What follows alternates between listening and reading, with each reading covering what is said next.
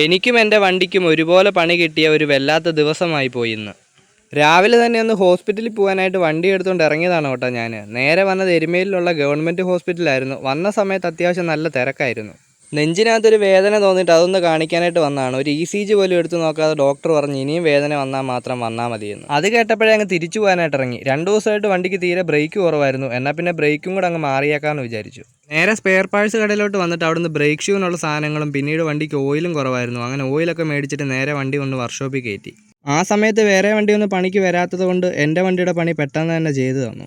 ബ്രേക്കിൻ്റെ കാര്യമെല്ലാം ശരിയാക്കി കഴിഞ്ഞിട്ട് ഇനി വണ്ടിക്ക് ഓയിലും കൂടെ ഒഴിക്കണമായിരുന്നു. ഞാനാണെങ്കിൽ എഞ്ചിൻ ഓയിൽ മാത്രമേ മേടിച്ചിട്ടുള്ളായിരുന്നു. ഗിയർ ഓയിലിൻ്റെ കാര്യം എനിക്കറിയത്തില്ല. ഏതായാലും പുള്ളിയുടെ അടുത്ത് വന്നപ്പം പുള്ളിയുടെ കയ്യിൽ ഗിയർ ഓയിൽ ഉണ്ടായിരുന്നു. അങ്ങനെ അതും കൂടെ ഒഴിച്ച് പുള്ളി സെറ്റാക്കി തന്നു. ഏതായാലും ഹോസ്പിറ്റലിൽ പോകാനായിട്ട് എരുമേലിൽ പോയിട്ട് വണ്ടിയാണ് ശരിയാക്കാൻ പറ്റിയത്. അതുകൊണ്ട് ഏതായാലും ഇനിയിപ്പോൾ റാന്നി ഹോസ്പിറ്റലിലോട്ട് പോവാണ്. അങ്ങനെ പോകുന്ന വഴിക്ക് താണ്ട ഈ കാണുന്ന വനത്തിൻ്റെ സൈഡിലൊന്ന് വണ്ടി നിർത്തിയതാണ്. പോകുന്ന വഴിക്കാണ് ഈ ഒരു ഐസ്ക്രീം വണ്ടി കണ്ടത്. ഏതായാലും വയ്യ, ഇനിയിപ്പോൾ എന്ത് നോക്കാനായിട്ടാണ്. അതുകൊണ്ട് ഒരു ഐസ്ക്രീമും കൂടെ മേടിച്ചിട്ട് അവിടെ നിന്ന് കഴിച്ചു.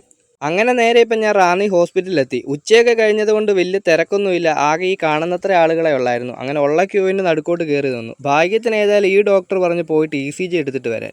ECG അങ്ങനെ എടുത്ത് ഡോക്ടറിനെ കാണിച്ചപ്പോൾ ഡോക്ടർ പറഞ്ഞ് പേടിക്കൊന്നും വേണ്ട, ഗ്യാസ് ട്രബിളിൻ്റെ ആണെന്നാണ് പറഞ്ഞത്. അങ്ങനെ അവിടുന്ന് ഗുളികയും തന്ന് ഒരു സിറപ്പും തന്നു. ഇപ്പോൾ ഏതായാലും കുറച്ച് ആശ്വാസമായി. അങ്ങനെ ഇന്നത്തെ ഒരു ദിവസം തന്നെ അങ്ങ് പോയി കിട്ടി. അപ്പോൾ ഇന്നത്തേക്ക് ഇത്രയേ ഉള്ളൂ. വീഡിയോ ഇഷ്ടപ്പെട്ടാൽ ഒന്ന് സബ്സ്ക്രൈബ് ചെയ്യാനും ഒരു ലൈക്ക് അടിക്കാനും മറക്കല്ലേ. അപ്പം നമുക്കിനി അടുത്ത വീഡിയോയിൽ കാണാം.